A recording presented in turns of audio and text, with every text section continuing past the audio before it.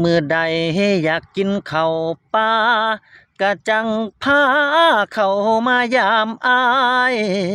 หักแพงคือเก่าบ่ว่าฐานะใด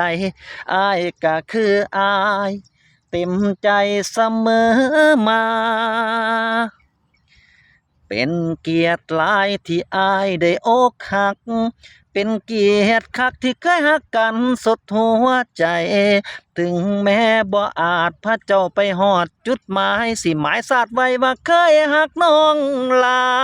คันแม่นตายก็ตาลาบแล้วคนผู้หายอยู่แต่ให้อยู่แต่นาดีใจนำคักถึงบ่อาจห้ามน้ำตาก็ให้ถือเสียว่าเป็นน้ำสั่งล้างลดจากใจอายโอ้ดีใจนำเด้อน้องลาโอ้